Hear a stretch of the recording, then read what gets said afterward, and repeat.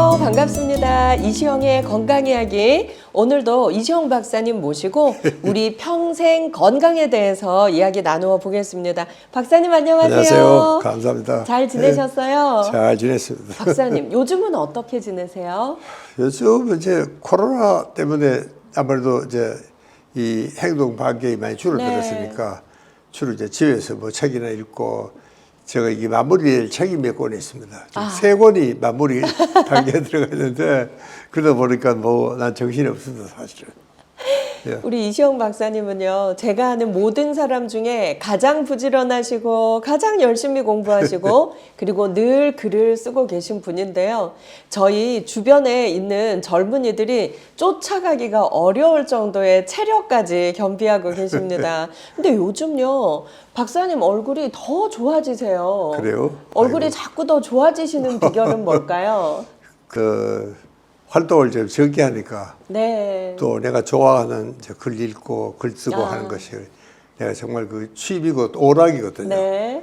아마 그걸 내가 많이 할 수 있어서 아마 행복해서 그런 게 아닐까. 아, 그런 맞습니다. 생각이 듭니다. 제가 오늘도 박사님께 박사님이 지금 쓰고 계신 책 신인류에 대한 질문을 또 드리고 싶은데요. 예. 저는 그 책 목차만 보고도 예. 가슴이 너무 설레이고 읽고 싶어서 예. 얘기를 자꾸 듣고 싶었습니다. 예. 예. 우리나라에 초고령 인구가 200만 명이 넘는다. 그렇습니다. 예. 저는 박사님께 듣고 깜짝 놀랐는데요. 사실 우리 미래의 모습이기 때문에 어떻게 준비해야 될지 아무도 우리에게 알려주지 않았고 그렇죠. 저희도 막연히 불안할 뿐입니다. 예. 그래서 박사님 책에 나오는 이야기 저희가 먼저 기동량을 좀 하려고 예. 질문을 더 드리고 싶습니다. 예. 박사님, 그 책에서 가장 중점을 두고 쓰고 있는 파트는 어떤 내용일까요?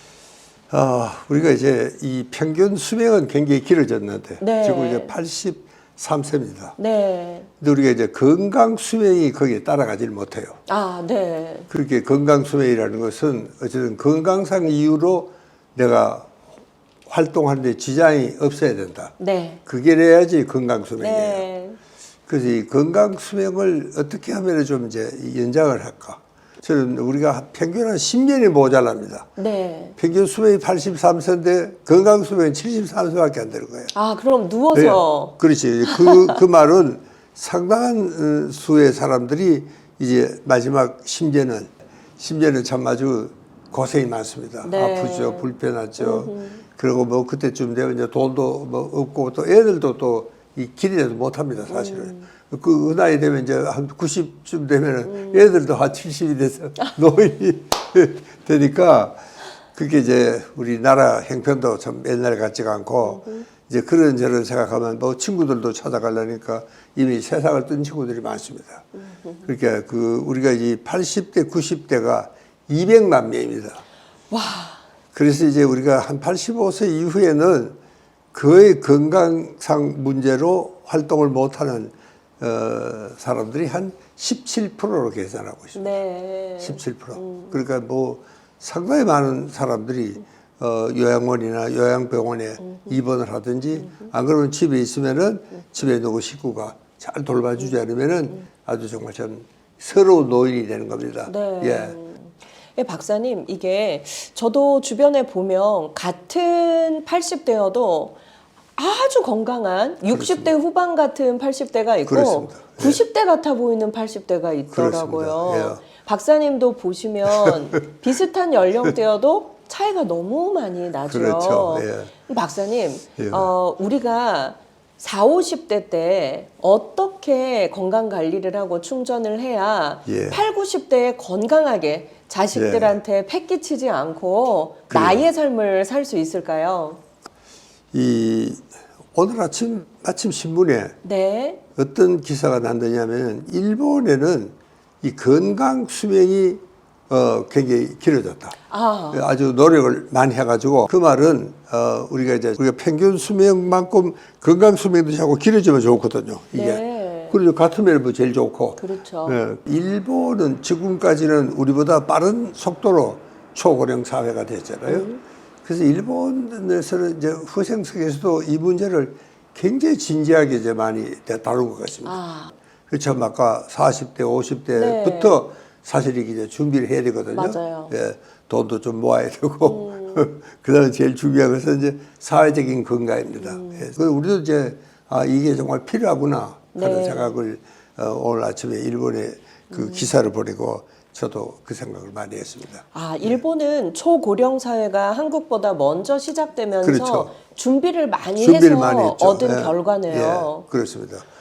그러니까 우리는 아직도 정부에서 그 최후의 10년에 대한 걱정을 이제 하는 거를 저는 아직 못 들어봤습니다. 예. 그게 아직도 그게 이제 현실적인 문제로 오질 않으니까 아마 정부에서도 그런 것 같아요. 그래서 정부에서도 뭐 요양원, 요양병원은 뭐 많이 짓고 후원을 많이 해줍니다. 네. 예. 근데 이제 그것 가지고 이제 모자라니까 문제가 생기는 겁니다. 네. 야, 이 박사님 보면 뭐 청년 실업에 대한 대책도 많고 또 요즘 40, 50대들 또 경제적으로 어려우니까 지원도 꽤 있어요. 그래요. 그런데 60대, 70대들을 위한 게 없어요. 없죠. 그리고 바로 요양병원에 대한 지원은 구체적이고. 예. 그래서 사실 그 사이가. 60대, 70대들이 어떻게 건강하게 그래요. 나의 노후를 대비하면서 예. 활동할 수 있을지가 예. 빈 공간이 너무 큰 것 같아요. 그렇습니다. 개인이 다 스스로 예. 알아서 해야 되겠지요. 그래요. 이제 저는 그걸 이제 액티브 시니어라고 생각하는데 그 이제 시니어는 시니어지만 그 옛날에 자기 젊을 때처럼 풀타임으로 못해도 네. 그래서 파타임으로라도 제가 뭔가 할 일이 생기는 그런 노인으로 만들자는 게 제가 좀 하는 운동입니다. 파트타임이라도 네. 내 경력을 살려서 일을 하라. 그렇죠. 지금 우리 이제 이 베이비 부머 세대가 네. 이제 55년에서 63년 사이에 네. 태어난 사람입니다. 네. 그 사람이 이제 700만 명입니다. 네. 그 사람들이 이제 지금부터 벌써 한 반은 현역에서 물러났고, 네. 그 다음에 이제 요즘 우리 그냥 개념으로는 65세부터 노인이라 그러니까 이제 55년 출생들이 이제 노인 세대로 들어가는 겁니다. 네. 그래서 이 세대는 참 대단한 사람들 아닙니까? 이 사람들이야말로 한국의 참 산업화를 이 근대화로 만든 사람들입니다. 네. 이 사람들이 비행기를 만들고 컴퓨터를 만들고 자동차를 만들고 이 세대가 만든 거거든요. 네. 그렇게 이 세대는 그래도 괜찮아요. 경제적으로.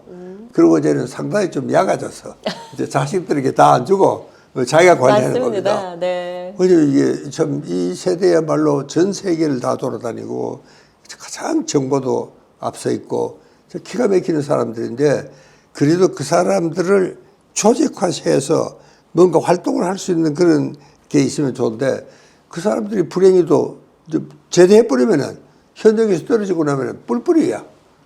그게 아무런 힘이 없고 네. 이 생산성이 뭐 거의 없는 그런 시대가 이제 되고 있는데 그래도 나는 이분들은 그래도 참 괜찮아요. 그렇게 이 사람들은 국민연금도 있고 직장도 괜찮은 아주 직장에서 이제 네. 아직은 퇴직금도 받을 수도 있고 그리고 또 돈을 좀 모아놨어요. 그 세대가 제일 부자입니다.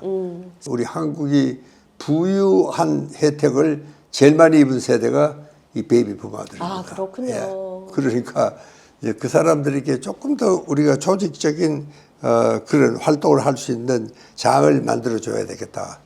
그거는 뭐 제 개인으로 할 수도 없는 거고요. 네.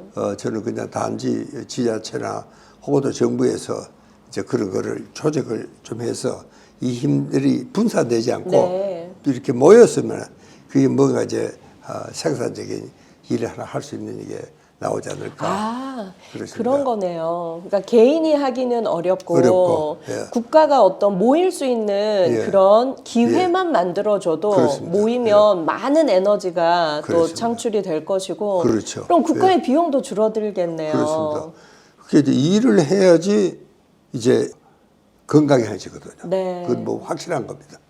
그러니까 이제 저도 저 나름대로는 일을 하는 사람 아닙니까? 지금 저도 뭐 코로나 시대에 책을 지금 내가 6권을 썼습니다. 3권을 썼고 3권도 지금 이제 출판하는데 바로 직전에 단계에 들어가 있고 그렇게 생각을 하면 뭐 그런 사람들은 뭐 참 굉장히 그 아직도 자기는 현역이라는 긍지가 있고 네. 예. 뭐 저는 이제 마침 의사고 또 저는 또 책을 쓴다는 건 개인이 하는 일이거든. 혼자 해도 되는 거. 그러나 사실은 이제 그 비행기를 만든다, 컴퓨터를 만든다, 그런 사람들이 혼자서 아무것도 못하는 거 아닙니까? 네. 그래서 그 사람들에게는 그런 조직이나 그런 기구를 만들어주는 그런 네. 것이 아마 정부의 몫이라고 저는 그렇게 생각을 합니다. 제가 한 중소기업의 좋은 예를 들었는데요. 이제 이분이 퇴직을 앞두고 너무 내가 쓸모없는 사람이 된 것 같고, 내가 이제는 사회에서 나를 필요로 하는 사람이 아무도 없는 것 같고, 그래서 자기 마음을 치유하기 위해서 심리상담 공부를 하신 거예요. 근데 이제 퇴직 전에 회식 자리에 모여서 내가 이렇게 심리상담사 자격을 땄는데 앞으로 후배들을 위해서 무료 상담을 좀 해주고 싶다. 그렇죠. 선배로서 그렇게 말했더니 그 자리에서 사장님이 그 비용을 지급할 테니 일주일에 이틀씩 와서 후배들을 위한 상담을 좀 해줘라. 와. 이렇게 얘기를 했다는 사례를 예. 들었어요. 와, 그렇죠. 그래서 제가 그때 너무나 감동을 받았던 것이 내가 쓸모없는 사람이 됐어 라고 낙심하지 않고 뭔가 새로운 것을 창조하고 도전하니까 자기가 생각한 것 이상의 일자리가 창출이 되었더라고요. 그렇습니다. 그렇습니다. 그래서 무엇이든 배우고 도전하는 마음이 늙지 않는 게 중요하지 않을까 생각을 참 했습니다. 맞아. 제가 할 이야기를 다 해가지고 제가 할 이야기가 없는데 정말 그렇습니다. 네. 그러니까 이제 이 나이 든다는 것은 나는 이제 노인이다. 그러니까 뭐 쇠약해지고 또 사회 활동에 적극적이지 못한 거 이거는 뭐 나이가 드니까 올 수 없는 네. 거다. 그렇게 생각하면 그 진짜 노인이 되는 거예요. 네. 제가 그래서 이 성균관 대학에 교수직 그만둘 때 네. 제가 정년 퇴임식에 가지 않았습니다. 안 가셨잖아요. 그러니까 그 이유가 뭐냐면은 나는 아직 현역인데 네. 그 후배들 또 이 학생들 모아놓고 내가 쫓겨나는 네. 뒷골을 보여주고 싶지가 않더라고요. 네. 그러니까 아직도 나는 사회적으로 액티브하고 나는 아직 건강하다. 네. 그게 이제 액티브 시니어가 되는 비결 중에 하나가 첫째는 자기 판단입니다. 자기 인식. 자기가 자기를 어떻게 보고 있느냐. 난 노인이다. 고로 뭐 이러면 된다. 그럼 그게 이제 노인이 되는 노인이 거고 되고. 나는 아직은 노인이 아니다. 더 생산적인 창조적인 사람이다. 그런 생각이 어떠냐에 따라서 노인의 척도가 결정이 됩니다. 아하. 예. 그래서 사실 우리가 나이 든다는 건 육체적인 기준이 아니라 마음과 생각이 기준이 아닐까. 그렇습니다. 사실 박사님 뵈면서 늘 느끼는 게요. 박사님 너무나 액티브하게 활동도 많이 하시고 전국을 다니시고 해서 정말 박사님 비서들은요. 체력이 정말 좋지 않으면 따라다닐 수가 없습니다. 예. 저도 박사님 곁에 몇 년 있어 보니까 박사님의 그 마음의 속도를 맞추는 게 정말 보통 일이 아니더라고요. 그렇습니다. 그렇게 이제 늙음이라는 것은 태도입니다. 자기 태도다. 정의예요. 자기가 어떤 상태에 있다 하는 것을 결정을 하면은 그게 이제 문제입니다. 그러니까 네. 우리가 평균 수명은 어떻게 할 수가 없습니다. 이거는 다만 그러네 건강 수명은 내가 노력의 여하에 따라서 높일 수 많이 있다. 짧아질 수도 있고 네. 길어질 수도 있고 건강 수명은 정말 자기 노력이 필요한 겁니다. 네. 예. 그 노력 중에 하나가 제일 중요한 게 마음입니다. 네. 야, I'm still young. 네. 난 아직은 젊다. 난 아직도 사회에 빚을 지고 살지는 않겠다. 네. 그런 결의만 있으면은 이 상당한 정말 참 진전이 있고 네. 그야말로 좀 액티브 시니어가 될 수 있는 네. 길이 바로 자기 자신에 대한 태도입니다. 예. 내가 나를 어떻게 규정짓느냐에 따라서 달라지는 거죠. 야, 오늘 정말 이 내용 우리에게 정말 중요한 것 같습니다. 나이 든다는 것은 나 자신에 대한 태도다. 나는 노인이다 생각한 순간 우리의 삶은 한없이 늙음으로 갈 것이고 나는 아직 젊다. 나는 아직 무엇이든 도전할 수 있고 새로운 것을 창조할 수 있다. 새롭게 무엇을 배울까 하는 마음을 가질 때 얼마든지 나를 키울 수 있고 액티브 시니어로 다시 태어날 수 있지 않을까라는 생각이 듭니다. 마지막 10년이 아니라 예. 다시 태어나는 10년, 그렇죠. 20년, 30년을 준비하는 그런 내용이 신인류라는 책 내용이라고 그렇습니다. 이해했습니다. 예. 야, 잘하셨네, 진짜. 그러니까 우리가 좀 신진류는 아직도 사회적인 이런 이슈로 등장을 하고 있는 것 같지는 않습니다. 박사님이 처음으로 이 개념을 제시하신 겁니다. 그렇죠. 네. 그렇게 이제 뭐 정부에서도 뭐 노력을 많이 하죠. 그런데 그러나 이게 이제 앞으로 이제 점점 많아지거든요. 이 맞아요. 세대가. 네. 그러면 이제 정부에서 정말 서포트하기가 네. 힘들어지니까 네. 그 결국은 개인에게 돌아온 겁니다. 네. 자기가 참 스스로가 잘 좀 공부를 하고 네. 이럴 때수록 공부를 많이 해야 됩니다. 책도 많이 읽고 또 선배들 이야기도 듣고 네. 지들 시대에는 이 롤 모델이 없었거든요. 네. 우리보다 나이가 든 시니어들은 본 적이 없으니까요. 네. 그런데 지금 이제 앞으로 이제 이 노인 세대 편입을 할 이 식구들은 롤 모델이 있습니다. 네, 여러분들에게 좋은 롤모델을 보여드리기 위해 만들어진 프로그램이 바로 이시영의 건강 이야기입니다. 어떤 노년을 살아갈 것인가 우리의 선택입니다. 그런데 참 좋은 롤모델이 없었던 것 같습니다. 앞으로 마음과 건강, 내 인생을 책임지는 그런 이야기들 우리 이시영의 건강 이야기에서 배워보죠. 그러려면 구독하기, 좋아요, 알림 받기는 필수입니다. 오늘도 박사님 감사합니다. 다음 시간에 뵙겠습니다. 감사합니다.